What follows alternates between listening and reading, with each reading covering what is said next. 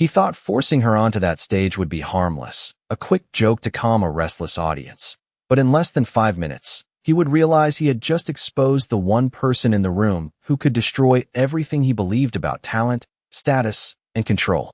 Before we continue, where are you watching from? Drop your city or country in the comments below. And if you believe in dignity and justice, hit like and subscribe. These stories spark change. Now back to the woman no one bothered to notice. The concert hall of the prestigious Robertson Conservatory shimmered under warm golden lights, polished wood reflecting the quiet prestige of decades of excellence, and rows of velvet seats stretched back beneath a ceiling painted with soft clouds that seemed to hover over the stage like silent witnesses, while donors in tailored suits and evening dresses whispered behind programs embossed with gold lettering, their expectations high and their patience already thinning. Backstage, the air was tight with nerves, students pacing in practiced patterns, instructors murmuring corrections with clipped precision, and in the middle of it all, moving carefully between music stands and scattered sheets, was a woman no one had introduced, no one had announced, no one had even properly looked at. Her name was Eleanor Hayes, though most simply called her the assistant when they needed something done and her when they didn't.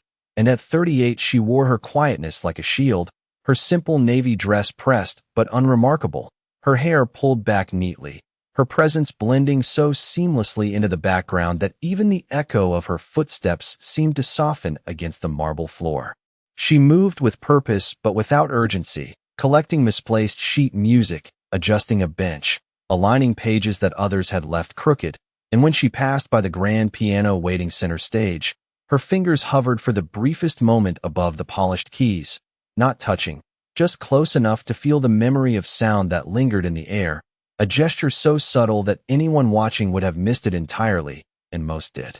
In the front rows, Professor Harold Whitmore, head of performance studies and a man whose reputation was built as much on intimidation as it was on expertise, adjusted his cufflinks with slow, deliberate precision, his silver hair perfectly styled, his tailored suit sharp against the soft lighting, and his eyes scanning the stage with the quiet confidence of someone who believed he controlled everything that would happen there. He had spent years cultivating an environment where excellence was demanded and weakness was exposed, and to him, the evening was not just a performance, but a display of hierarchy, a reminder of who belonged at the top and who did not. When his gaze briefly crossed Eleanor as she set a stack of programs neatly on a side table, his expression didn't change, because to him, she barely existed at all. Somewhere beyond the curtain, a student stumbled through a difficult passage, the notes uneven, the rhythm uncertain, and a sharp sigh escaped one of the instructors, irritation rippling through the backstage area like a quiet warning. The donors were waiting, the program was running behind, and expectations were beginning to crack under the pressure of imperfection. Eleanor stepped back into the shadows near the wings, folding her hands calmly in front of her, her posture relaxed, her eyes steady as she watched the stage with a focus that seemed almost too deliberate for someone in her position. And for a moment, just a moment, the distant sound of the piano seemed to align with something deeper, something practiced, something precise. But no one noticed, because no one was looking.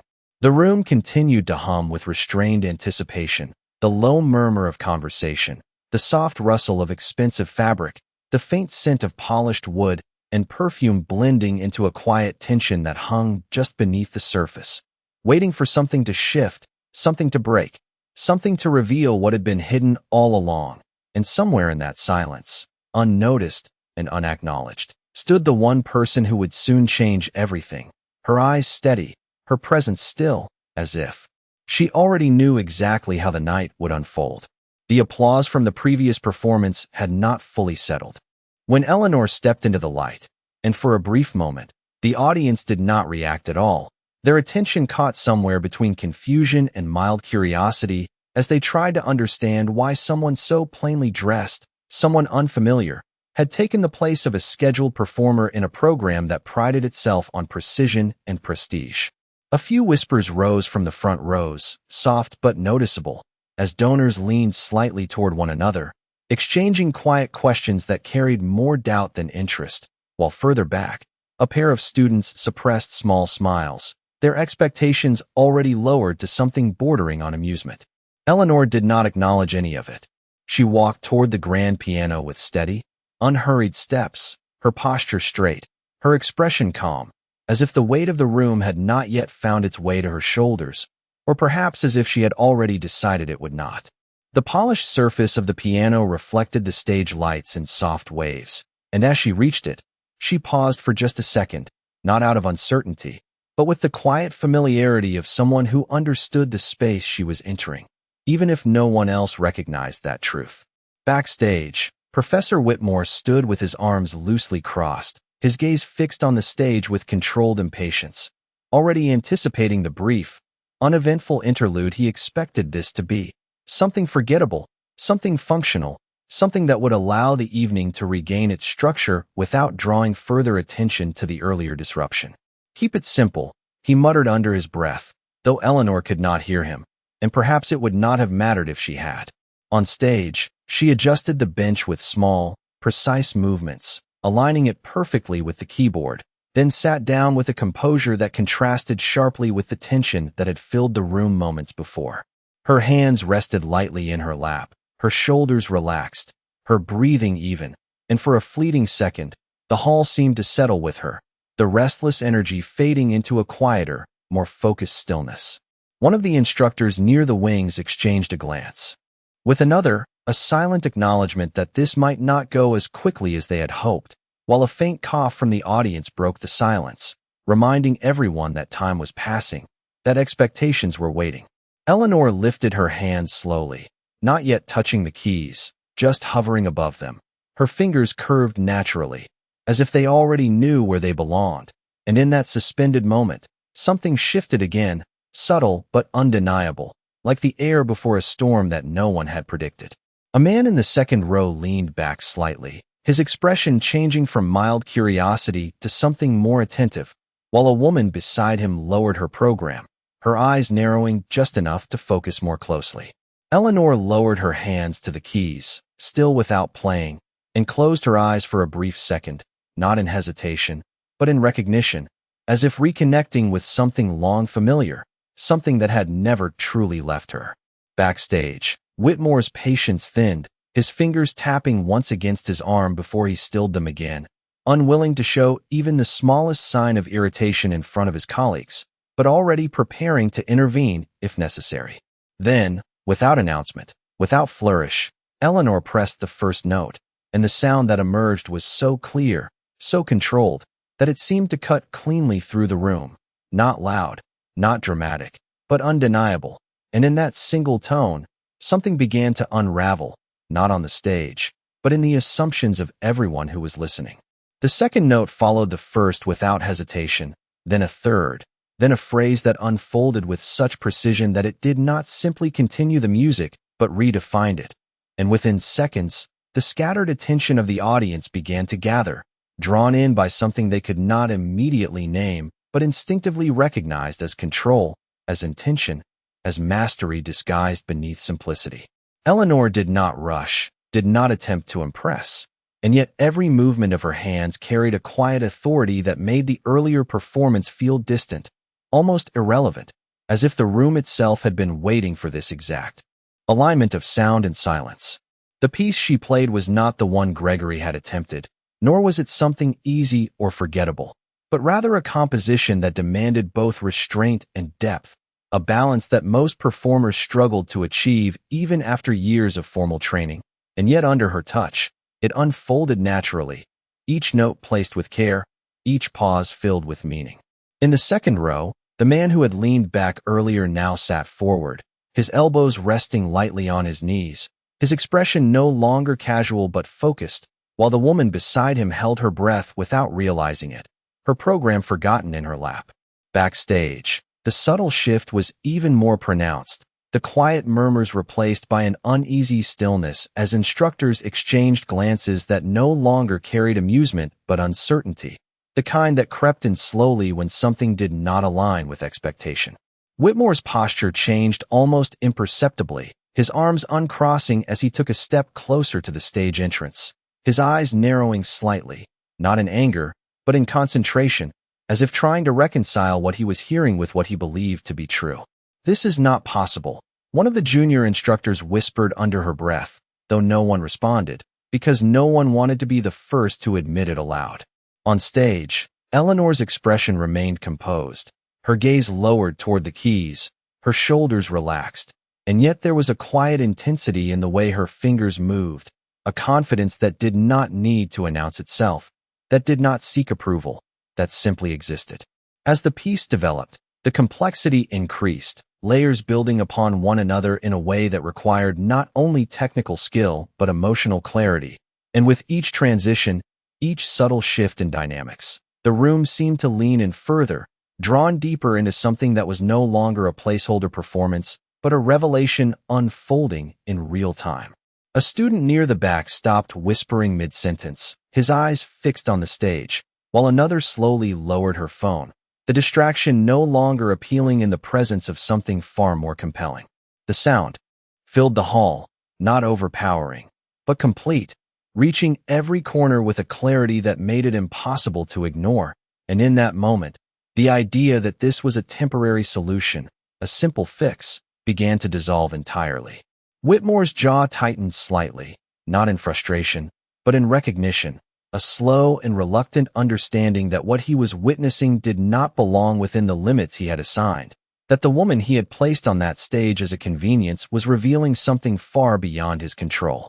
The final passage approached, not with urgency, but with inevitability, and as Eleanor guided the music toward its quiet resolution, the tension in the room shifted once more, no longer uncertain, no longer divided, but unified in a silence that was no longer polite, no longer hesitant, but absolute, the kind that only appears when every assumption has been challenged and every expectation has been rewritten without a single word being spoken. The final note did not end abruptly. It dissolved, lingering just long enough to settle into the silence like something that belonged there, something that had always been waiting to be heard. And when Eleanor lifted her hands from the keys, she did not look up immediately. She did not acknowledge the room. She simply allowed the moment to complete itself, her posture still, her expression unchanged, as if the performance had not been an act of display but a quiet continuation of something deeply familiar. The silence that followed was no longer uncertain. It was absolute, stretching across the hall in a way that felt almost deliberate, as though no one dared to interrupt what had just taken place. And for the first time that evening, the absence of sound carried more weight than any applause could. In the front rows, the donors who had once leaned back with casual detachment now sat motionless, their expressions sharpened by a realization that moved slowly but undeniably across their faces, while further back, students who had whispered and laughed earlier now stared forward without blinking, their earlier assumptions dissolving into something far less comfortable. Backstage, no one spoke. The instructors, who had once exchanged quiet remarks, now stood still, their attention fixed entirely on the stage, their composure fractured not by chaos, but by the quiet certainty that something had shifted beyond their control. Whitmore remained where he was, but the confidence that had defined his posture earlier had subtly eroded, replaced by a tension he did not attempt to hide. His gaze locked on Eleanor with an intensity that no longer dismissed, no longer categorized, but questioned. He knew the piece she had played, knew its structure, its demands, its hidden complexities, and more importantly, he knew the way she had played it did not align with any version he had taught, any interpretation he had endorsed. It was something else entirely, something that could not be explained by casual familiarity or simple imitation. A quiet sound broke the silence, not loud, not dramatic, just a single pair of hands beginning to clap, hesitant at first, then joined by another, and another, until the entire room followed, the applause rising not as a polite response, but as something fuller, something earned, something that carried a weight of recognition rather than obligation. Eleanor stood slowly, her movements measured, and gave a small, respectful nod, not to any individual, but to the room as a whole, her expression calm, her eyes steady, as if the reaction did not surprise her, as if it had never been the purpose of what she had just done. She stepped away from the piano without pause, without lingering, and began to walk toward the wings, her pace unchanged, her presence once again quiet, as though she intended to return to the same invisible space she had occupied before. But the room did not let her disappear so easily. The applause continued, stronger now, more insistent, and as she reached the edge of the stage, something else shifted, something not in the audience, but behind her. Whitmore took a step forward, then another, drawn not by obligation, but by something he could not ignore, his earlier certainty replaced by a need to understand what he had just witnessed. And as Eleanor paused at the curtain, just for a fraction of a second, she did not turn fully, she did not acknowledge him directly, but there was a stillness in that moment, a quiet awareness that the roles within that room had changed in a way no one could reverse. And for the first time that evening, the one who had believed he controlled the stage found himself standing just outside of it, uncertain, silent, and watching someone he had never truly seen before. The night did not return to what it had been before, because something too precise, too undeniable had already taken place. And even as the program resumed, even as another student stepped onto the stage with careful posture and rehearsed confidence, the room no longer responded the same way. The applause measured, the attention divided, as if part of the audience was still holding on to a moment they were not ready to release. Backstage, the structure that once felt immovable now carried a quiet fragility. Instructors speaking more softly, students moving with an awareness that had not existed earlier, their glances toward Eleanor no longer dismissive, no longer indifferent, but searching, as though trying to reconcile the person they thought they knew with the one they had just witnessed. Eleanor returned to the same place she had stood before, near the side table with neatly arranged programs, her hands once again calm, her posture unchanged, as if nothing about her role had shifted, yet everything about the way she was seen had. Whitmore remained nearby, not retreating into distance, not reasserting control, but staying within reach of a truth he could no longer ignore, his presence quieter now, less defined by authority and more by reflection.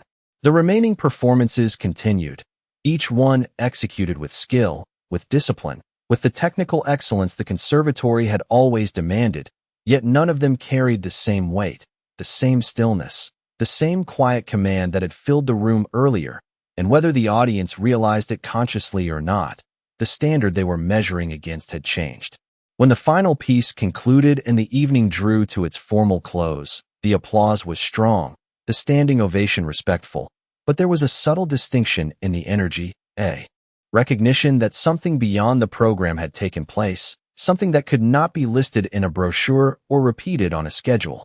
People began to leave their seats slowly, conversations hushed, thoughtful, no longer centered on rankings or expectations, but on a single question that lingered beneath every exchange. How had someone like her been there all along without being seen?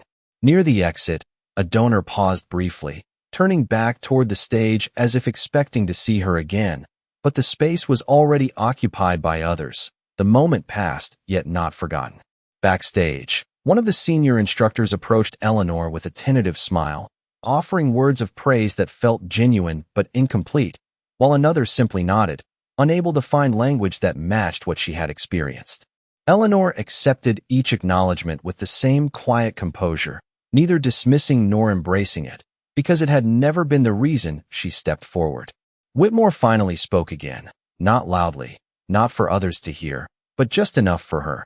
If you ever wish to return, to teach, to perform, there would be a place for you here. The offer sincere, stripped of ego, carrying a weight he had not known how to give before.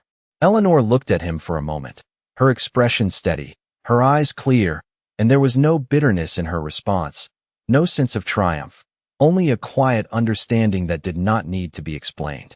Some places are not left behind, she said softly. They are simply outgrown, and with that, she turned, not away from them, but towards something else entirely, something beyond the polished floors and measured expectations that had once defined her path. She walked toward the exit without urgency, her steps light, her presence once again blending into the rhythm of the world outside. And as the doors opened and closed behind her, the hall remained standing, not in applause, but in silence, the kind that lingers long after the sound has ended, the kind that reminds those who witnessed it that talent does not demand recognition. It simply reveals itself when the moment can no longer hide it. And on that night, in that room, what had been overlooked was not just seen, it was understood.